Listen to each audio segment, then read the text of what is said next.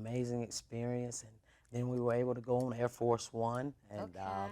I was able to see that. And so, you know, the blessings have already always flowed for me. Right. It's always been something that has led me to greater things.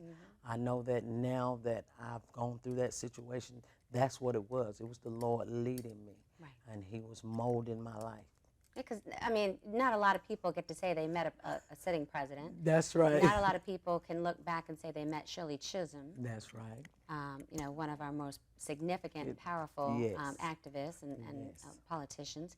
And not a lot of people could say they've been on Air Force One. That's so right. that experience taking place had a profound impact on you. It did. And propelling you to want to do more and continue to have those good grades. Yes, it does. I learned at 24 that my name means mother who has come back. So right after that happened, I really had already developed a mothering type of instinct, but I really wanted to help.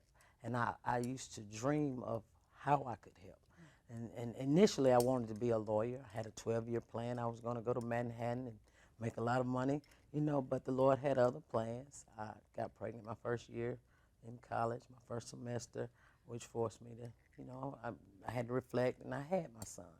And I've gone back over the years, but that whole situation kind of molded me and let me knew that my life was going to be set on a different pace and a different course. So after you had your son, you continued to go to school. Yes, I did. But now you decided, well, maybe not lawyer at this time, but maybe I'll do something different. Yes. I decided on a CNA. I thought I would do that for 3 or 4 months until I could get back to college. Lo and behold, for the last 21 and a half years, it's paid my bills. Going to school, you know, during that time, I received my associates in healthcare science and medical assistant. I won Most Determined Award for driving over to Atlanta every day, not missing a day. Wow. Yes. To go to school. To go to school. That's amazing.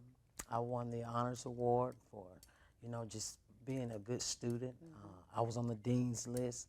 And so those are accomplishments that I'm very proud of, that I took a lot of time, and I'm very proud of that, you know. It took a lot because I was a single mother. Right. And but I did it, and so I really appreciate those experiences, and they made me. Right. So being a certified nursing assistant and being able to raise your son and give yourself the career path, Yes. Which you thought was temporary. I did. But it was your nurturing spirit Yes. that made you successful in that field. Yes. I know it was the Lord that worked in me with the patients, but as the years went on, I grew to learn how to be in tune with their spirits. I learned more about healthcare as, you know, went on to school and taught myself. I always have been an inquisitive person, wanted to find out more about this and find out more about that, especially with healthcare. I really have a heart for people with sickness and disease who suffer with that because, you know, people, it doesn't matter about your color. When you're sick and you're going through, you want somebody there to help you. And if you have a person that is in tune with your heart, and that God gave me the uncanniness to be able to see the heart and connect with the spirit. And that's what has led me and has elevated me to the video that made me world renowned now. Right. Yes. Not a lot of people can be a certified nursing assistant, especially in a hospice situation. Yes. Because hospice, basically the family has decided, the individual has decided that they would like to transition on to the next level Yes. at home. At home. At their place of residence. And so it's difficult It is. to know the reality that this person is not going to overcome their disease or ailment. Or that ailment. How are you able to bring out the joy in that person and to transfer joy to that person at such a somber time? Well, my motto is to go in and leave everything behind.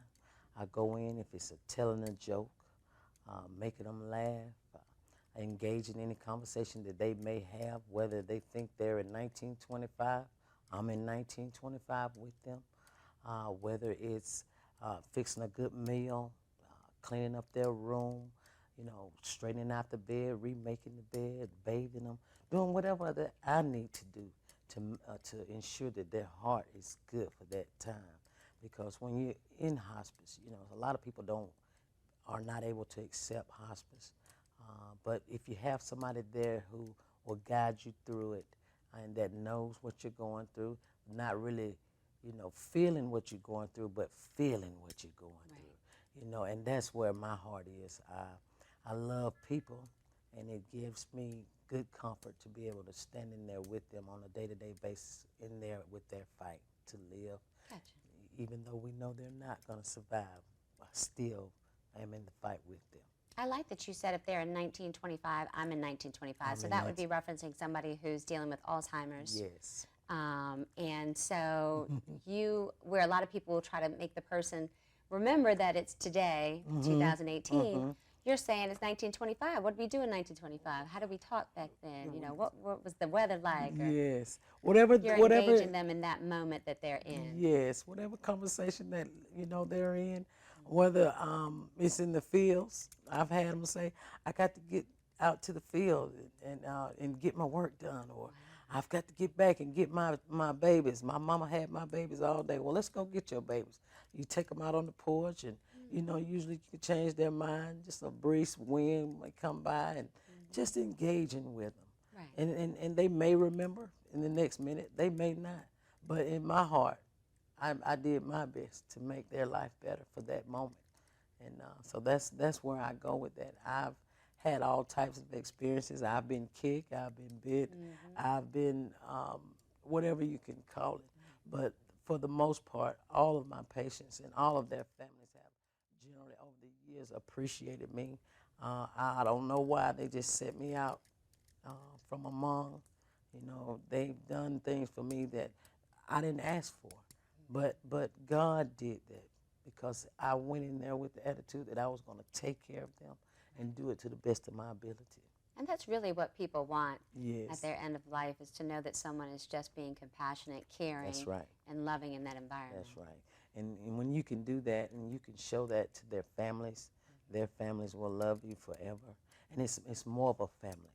I don't treat them like a patient. Right, it's not a patient or a job. That's right. You're treating them like it's a part of your that's, family. That's my grandmother, that's my granddaddy, that's my uncle, or whatever the case may be.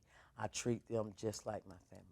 I love it. Well, I'm going to take us to a break, and then we're going to come back and talk some more about your experiences as a single mom, and a CNA, and kind of tie them all together to the things you're doing now. Okay. Sounds good. Thank Don't go anywhere. We have a lot more to talk about with our guests when we return. Welcome back to Journey with Gigi. We're talking to TunDe about being a certified nursing assistant, which a lot of people see as guardian angels. You've been called a guardian angel by families that you've taken care of and that you've helped through this process. And one of the things you said that CNA is a go-to for black women. Yes.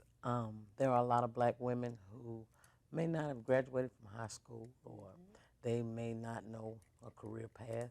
And a lot of black women have families that they've had to help take care of as children, their grandmothers and uncles, and we bind together. So when the black woman gets out and really may not know where to go, it's usually a go-to career. It's a career that can kind of start them off, just like it did me with being a CNA, going from a CNA to a phlebotomist, maybe a medical assistant, or getting your associates in healthcare science, or just going on to be an RN, or whichever path you want to go down. But usually a CNA is a good guiding point for African American women. Gotcha. Okay, good to know. And I do see the correlation between historically black women being the caretaker. The caretaker. So it is a natural type of practice. profession for us to be in. Yes. Understood. So now you're in CNA. You have your first child. You you received your associate's degree. That came on a little later, but I did the medical assistant in 2003, right around the time I had my second son, and that's when I was driving to Atlanta every day. Okay. And so after you had your second son is when you decided to get married. I did. In 2006, my longtime boyfriend and I, we got married. We went through a lot. We struggled a lot. He was 6 years younger than I was, so we battled with a lot of problems. I don't want to put him on the spot, but he's a good person. But our marriage just didn't work. But we tried for 12 years, from 2000 to 2012. We share a child, and so after the divorce, I really tried to reinvent myself. Tried to bring out of me what was already there. Being a good wife and a good mother was what I wanted to do and what I tried to do, and it took a lot of concentration. There were some ups and downs, but once that happened, I had to do the turnaround. I had to really evaluate who I was as a person. What did I want as a person? Because I fought so long to do what was good for the family. But I had to start thinking about what was good for TunDe.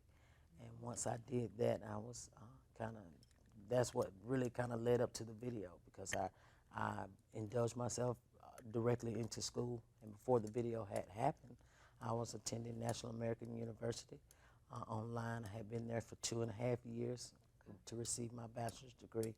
And I'm going to finish that up because I don't like to leave things undone. Right. And I was taught to finish it up, so I'm going to do that. And after the video happened, it was a lot of chaos in my life. Things started happening, but things are settling back down now, and I'm about to start back to school on May the 2nd. And finish that up, and that should be within 7 to 8 months. I'll be done with that, and then I can go on to my nursing. Very cool. So talk to us about the moments right before the video or the experience happened with the Wright family. You were in the middle of getting divorced, and you're driving home from work, or home from school? Well, I was actually driving to pick my son up from his dad's house. Okay, gotcha. It was a Sunday morning. It was a drizzly Sunday morning. I was going to pick my son up. I was going to go to church afterwards. Once that happened, I ran out of gas. I got my gas can with my little $5. I was going to go down the road, So how far was the gas station? Were you on a busy road when you're gas? I've run out of gas before. It's a horrible feeling. I hated it. It wasn't too far. It was maybe about a mile down the road. But I've been a walker, so it really didn't bother me. I was just going to get my gas can and go ahead. But this Chris Wright, he saw me, and he took his family on up to the church, and he circled back around, and he picked me up. He was a little apprehensive, and I was too, but I trusted him, and we went on to the store, and we talked, and he told me he was going to church, and he wanted to make sure that I was okay. And when he left, he gave me $40. And at that moment, I knew God had stepped in. The payday was the next day, so I really didn't have a whole lot. But I was able to get gas and feed my family for the day. Right. And I never forgot that. I really treasured that in my heart. So I always told that story of the guy who came by and picked me up that day. Because you didn't know his name. I didn't remember I didn't even remember how he looked. Right. I remember that he was in a Tahoe, but that was about all that I could remember. So one day I had a schedule change with the company that I was working in hospice for. I went to the lady's house, was greeted by her sister-in-law, met her and her husband. Some kind of connection to them. I didn't know. Now I know what it was. Right. But then I didn't know. And so I helped them out, and we went through the routine of the whole visit. I got her bathed, and I was telling her husband, he was just trying his best to, get her situated. And I told him I did this on the side. I had already had my own business prior. And he asked me how much I charged, and I told him. And we went from there. Later on that night, this guy texted me and was saying that, his parents really enjoyed my company and they felt better when I was in the home, which was, that was very touching. I thought a lot of that, and so we scheduled a time, which was that Saturday, for me to come and start my shift. I went over that Saturday, started my shift. I came in, we played with the dog, and we laughed, and we were talking, and I had my Bible with me. I was going to read the Bible to her. And I had told Chris about my mother being a pastor. I don't know what made me ask him what church he went to. Right. but I did. I asked him, I said, so what church do you go to? And he said, Cornerstone Church. And I told him about that guy who had stopped that day to help me, who was very selfless and came in and helped me. And as I'm telling him the story, he's sitting there in the chair, and he's looking down. And when I said he gave me the $40, he looks up and he says, TunDe, that was me. And I was like, no, it wasn't. Take your hat off. And at that moment, I recognized it was him. And we knew instantaneously that God had put us together. I stayed on over that day and finished helping his mom. Sadly, the next day she went down. She never got back up. He alerted me to that fact, and so I went over Monday, just as we had already talked about, continued to help her. But I was praying and asking God, what can I do to help this family? And I was saying to myself, Lord, is she going to get back up? I started calling some of my nurse friends and asking them what they thought. And everybody was kind of surprised that she was holding on. So 5 days prior, the Lord told me that she was going to pass away on my birthday. And my father was killed when he was 40. I didn't want anything to make me remember my 41st birthday like her passing away on my birthday. Lo and behold, I tell Chris about it. She does. She passes away on my birthday. I remember looking down at my watch and saying, it's 5 o'clock, Lord. Maybe I didn't hear you right. Maybe I was wrong. But it was an hour later, Chris texted me and said, TunDe, she passed. I immediately left my birthday dinner, went over to be with the family because I had to finish it up. And I couldn't just leave her, and I did that. And they were, they had a sigh or a sense of relief. Not that they were glad that she had passed away, but just that it was over because they didn't know what to expect. They had just moved to Athens from Warner Robins. They had only been there a month and a half. Wow.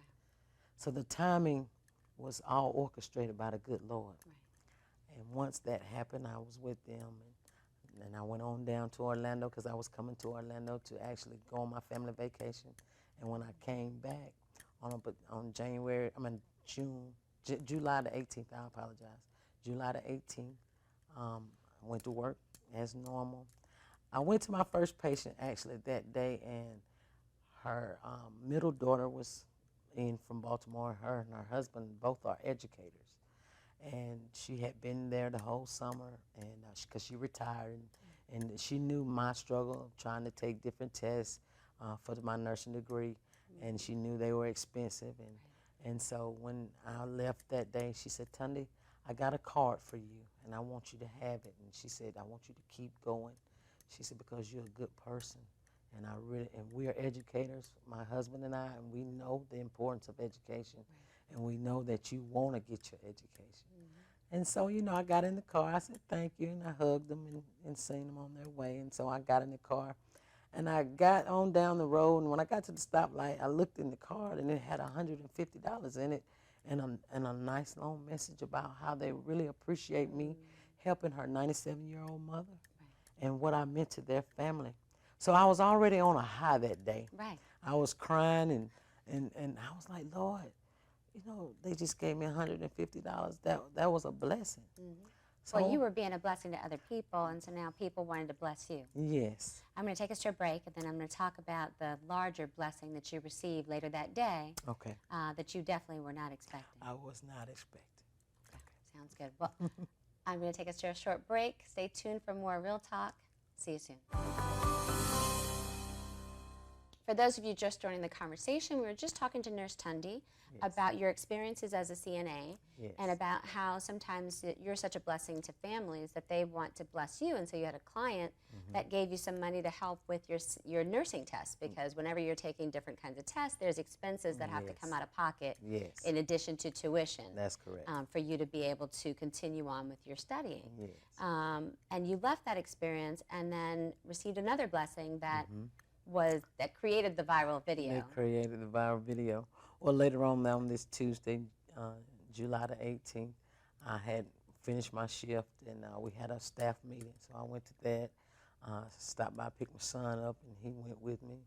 And so I went on over to the Wright family home.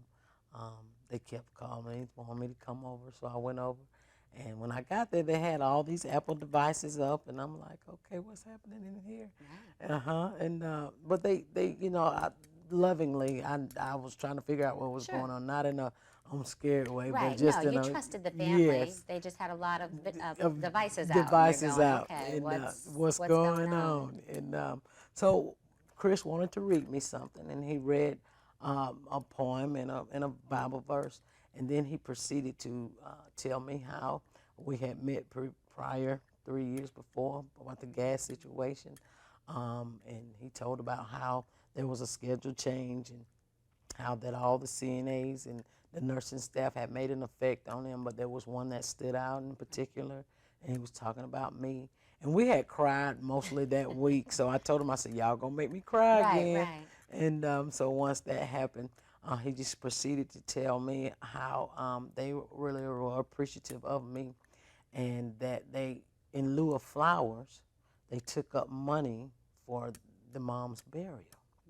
And then they presented me with a check for $8,000. Wow. I lost it. Right, I would too. I lost it. I had already been on a high earlier in the day Right. because the other card that I got with the $150 now for this $8,000 check is here. And at that particular moment, I knew God had did that. And once we finished what was going on and how after I finished crying, I didn't stop crying till about 1:30 that night actually. But I was able to pay for my tuition, and I had trusted God for my tuition money, and I had asked Him for it, and He gave it to me. He gave it to me in a big way. I never could have thought, that would happen to me. Right. And Complete divine intervention, because you Divine. met Chris 3 years before on the That's side of the right. road That's right. in need of help, and he reached out to help you. Yes, He did. Which oftentimes, we see people in our communities that are asking for money for gas, and you give money, but you're not quite sure That's right. that the person is actually going to use it for the gas. For the gas. That's right. And so a lot of people are hesitant That's right. to give money. But in your situation, I did. God was telling him to help you out. Mm-hmm. You were asking God for help. I was. And He brought the two of you together. He did. He brought us together. And then brought you together again 3 years later to care for his mother, Judy. Yes, in a mighty way. And it was just ironic that it would be me who was over there that day, because like I said, it was a schedule change, and just not really looking for this particular situation to kind of come about, because those types of situations don't just come about. Right. And we learned that God orchestrated that whole deal, but that goes back to what I was saying previously about how my life was really, ordained all my life, things that have happened to me in big ways, big blessings that God has just bestowed upon me that you just can't explain, but know that it was Him.